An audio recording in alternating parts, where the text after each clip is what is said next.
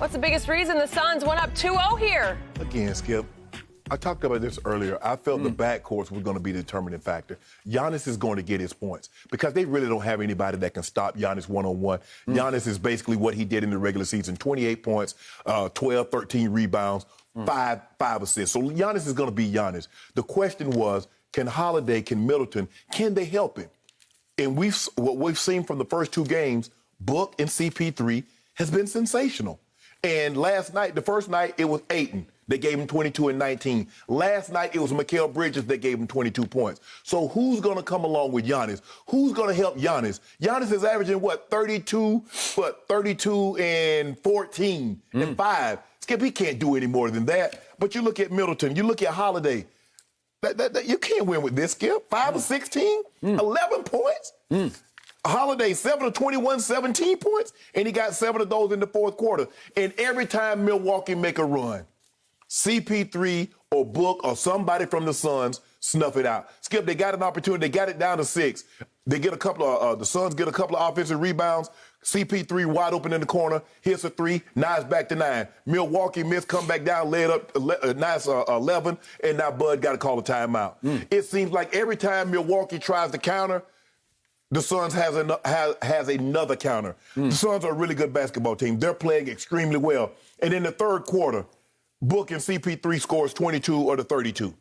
That's just too good when you're not getting what the production that you need from Middleton and Holiday. Skip, I've never seen anything like Chris Middleton in my life.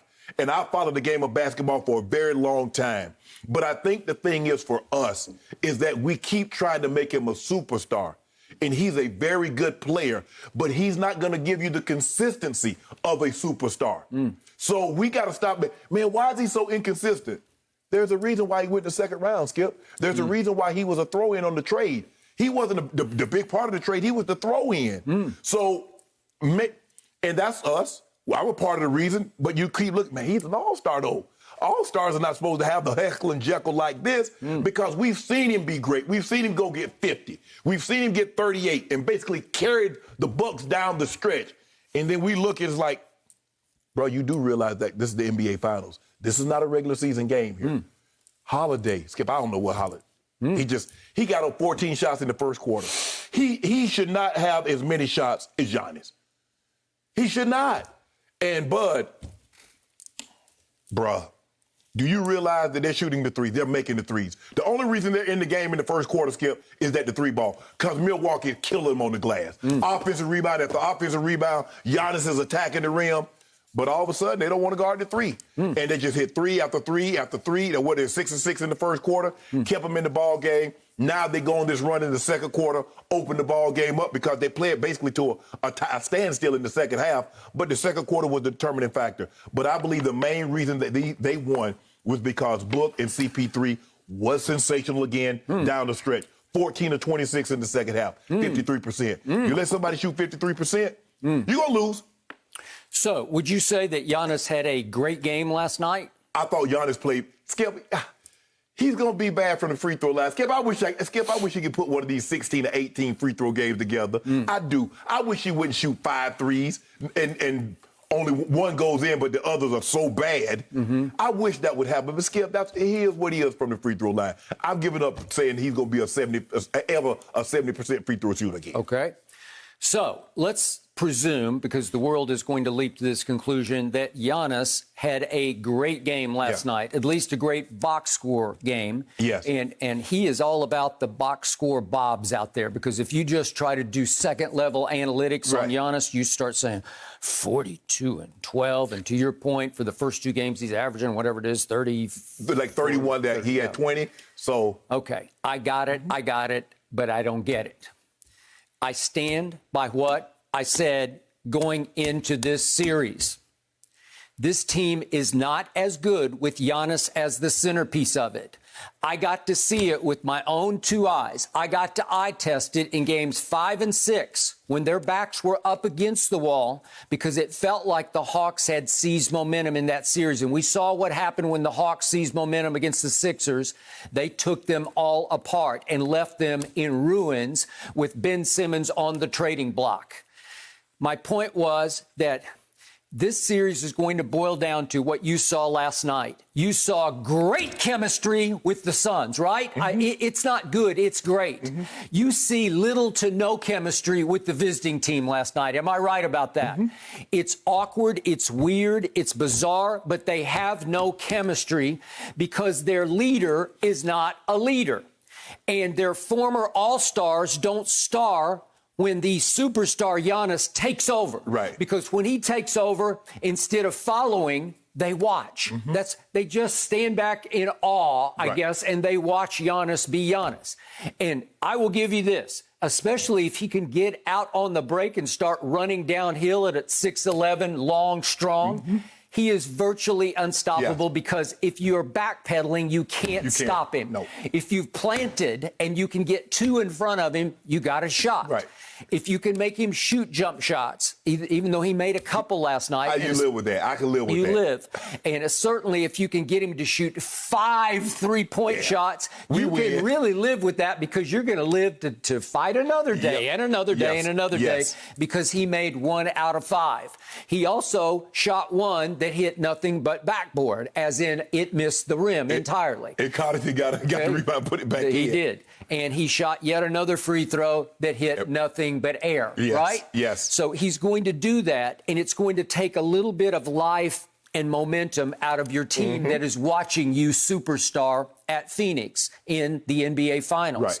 So I kept trying to explain to everybody, look what happened against Atlanta. Look at the numbers that Chris Middleton and Holiday put up in games 5 and 6 against Atlanta. I'm going to repeat them again.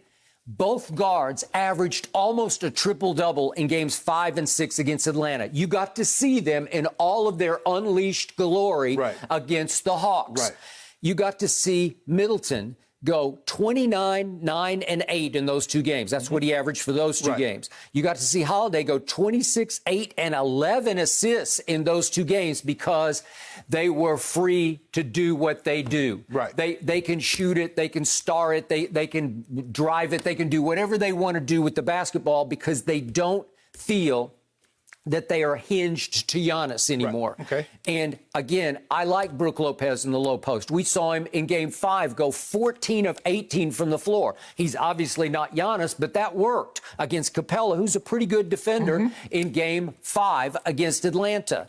So again, on paper, do I say they're better without Giannis? Well, obviously they're not. I'm just telling you they play better playoff quality caliber basketball without Giannis because there's something weird going on here where everybody gets engaged, including Tuck, who will get you 10 or 12 rebounds when Giannis isn't on the floor because maybe he feels like he's got to play a little more desperately and mix it up more. Well, normally, Skip, he's playing closer to the basket. If you look at what he's guarding CP3, he's guarding Devin Booker, and those guys are on the perimeter, so his rebounds are going to be down. But you also have to take into account the Hawks aren't the Suns. And you're right. Yes, these guys play different when Giannis isn't on the court. But most teams play. Look at Paul George. Do you believe Paul George would have put up the numbers that he put up had Kawhi in there? Do you believe Reggie Jackson would have put up the numbers? So you look at Paul George. They were putting up big numbers already. But they didn't play like they played. Obviously, Kawhi would have put them over the top. Right. And there's no doubt Kawhi is the best player on that team. Right.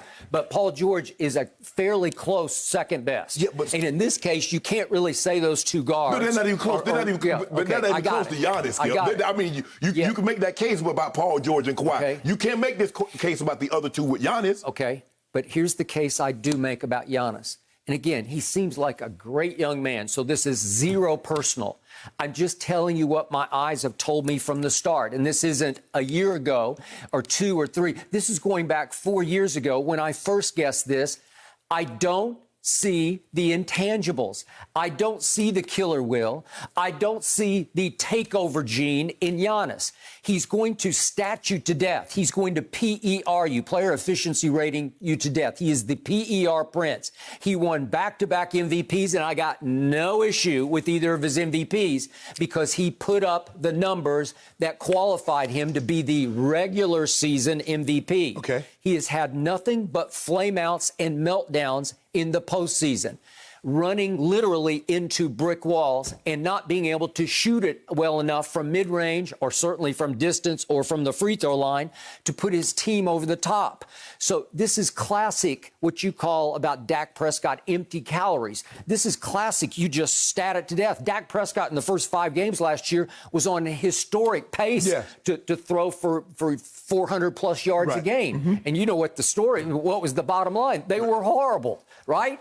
Well, I'm not saying Milwaukee's horrible, but were they ever in the game to you last night, except for they made a nice burst in the first quarter? They came out with some energy like, watch this, we're ready. They just out-hustled and out-gutted the Suns in the first quarter. And yet when the smoke cleared, Phoenix was only down 3. And then here came Phoenix, and they go on a 44-24 run. This is why they're just so much better. That broke the game open. It just broke. But you watch it happen. It unfurls before your very eyes, and you say, boy, Giannis is having a great game, a great game, a great game.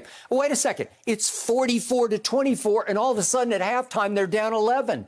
And in the second half, they would chip away and make a little run, but they never could get it over the top where they got it back to 2 or tied or up 2 because there's something missing in this team. You don't get the feeling that they're going to feed off Giannis. Giannis can feed himself. You know, he can feed like crazy. And I got to say, your man Ayton last night did not show up for that game. No. He came with low energy and low intensity, and it showed all night long. And he wound up with, like 10 points and 11 rebounds? Okay, it's not what we saw in Game 1 from him. And on defense, he was a shell of his Game 1 self against Giannis, and I don't know why. It's that classic big man 7-footer, and he's still young, and he has to really lock in before the game. Like they have to get him fired up. Well, Skip, he's going to have to understand. Okay, you had a great 1 game. Yeah, that's it. I agree. But you had 1 game. You had 1 game. It's not that you don't think Giannis is going to come back?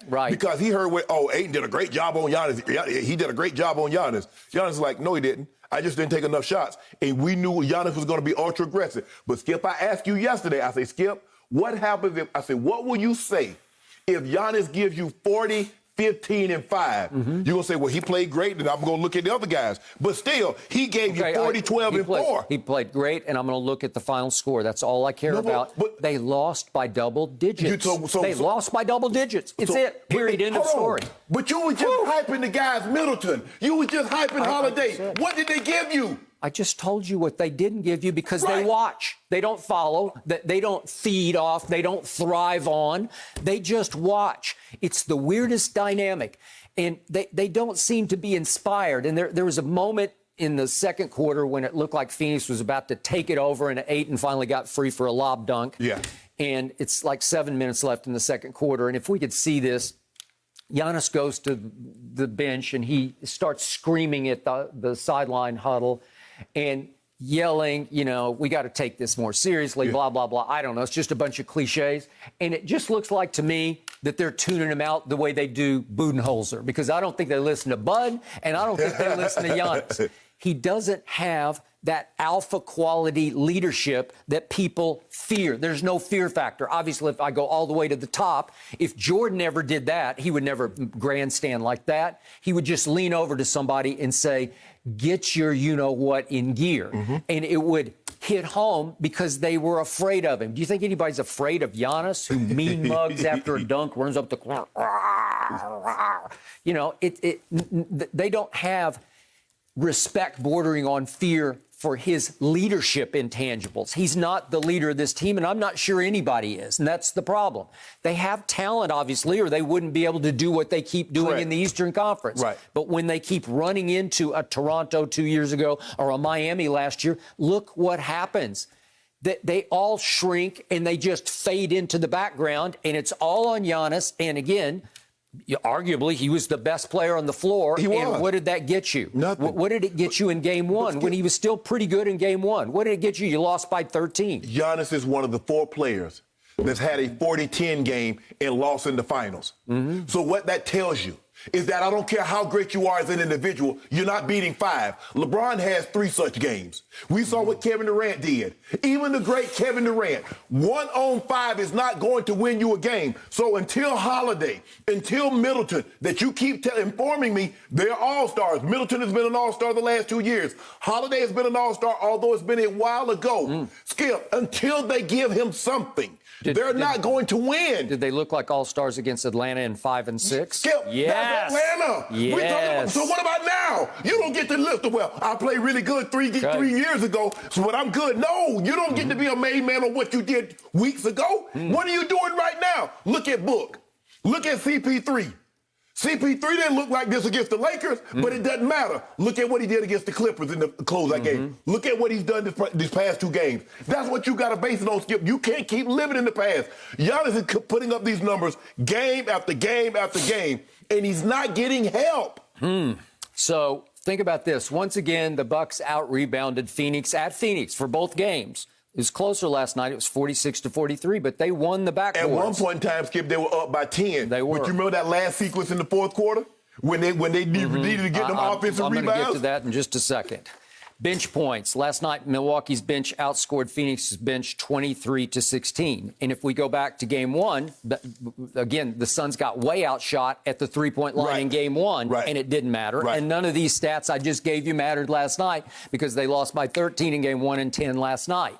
Why is that? Because the team won't go with Giannis. Somehow they don't respond to him. So in the end, when it looked like they could make a little push, who is the opposite of Giannis on the Suns to me in the way he's built with backbone and clutch toughness? It's Devin Booker. Yeah. He is serious business to me. So if we could see every time it looked like Milwaukee might make a little bit of run in the fourth quarter, can we see what Devin Booker, who's not a great three-point shooter, maybe he'll become one, but here's what he did. There's the first one. That's pretty deep, actually.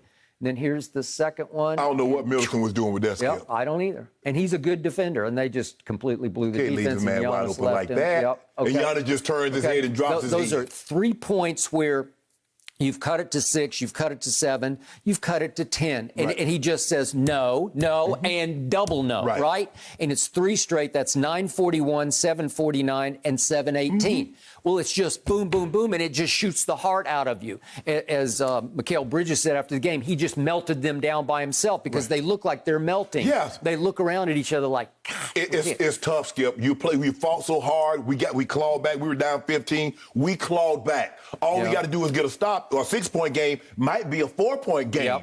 Might be a 3-point game. And he goes boom, boom, boom. And I got nothing. I'm done. Then there was that later sequence when it looked like the Bucks had sort of creeped back into the game. And it's CP3 shot in the end. But if we could see the whole possession, this is with 4:10 left. It's just that they miss a couple of shots and they get a couple of offensive rebounds. First, it's Chris miss. And offensive rebound, you got to hustle for that. And you got 3 guys. One guy comes up, misses, gets Ayton. Bridges missed, and Ayton gets the rebound, and Chris is at the shot clock and buries a 3, and that's not his shot. No. How many times you see Chris in the corner because he never gets to the corner? It's not their offense for the point guard to get to the corner 3. And it's not his shot, and he made his shot because they have been making the shots they have to make.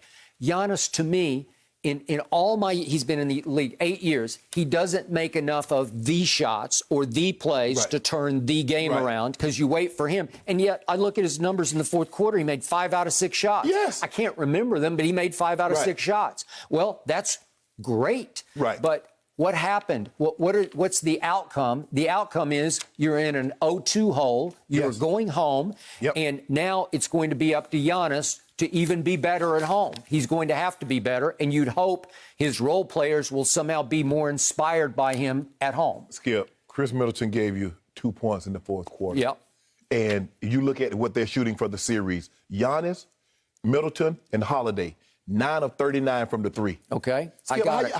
I'm going to remind everybody, that's the same Chris Middleton who in Game 3 at Atlanta on the road scored 20 points in the fourth quarter. That's the same Chris Middleton who in Game 6 at Atlanta on the road before a hostile crowd, a crazed crowd, He scored 23 in the third quarter Yes. to blow the game open. Yes, right? That's the same. That's the guy. That's the same Chris Middleton that in Game 1 against Atlanta shot 6 of 23. That's the same Chris Middleton against Game 1 against the Nets that shot 6 of 25. That's the same Chris Middleton that shot 7 of 23 in Game 2. That's the same Chris Middleton. And who hit the biggest shot in Game 7 against Brooklyn? Skip. Chris Middleton. So when is he going to do that? When is he going to play like he played in Atlanta with the 23-point quarter, the 20-point quarter, the big shot against the Nets? When is he going to play like that in this series? Because if he doesn't, they're not going to win. Okay.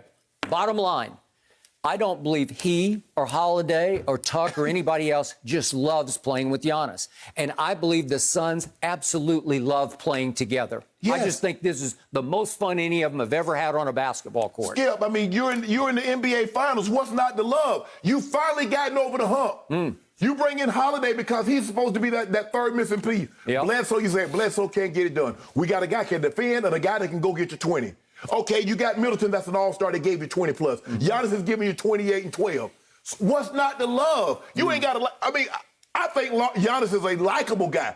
I just think Middleton and Holiday hasn't been well. They've been. Holiday wasn't, Skip. I mean, you could pick those 1 or 2 games that Holiday played well, but if you look at his overall playoffs, he's been terrible.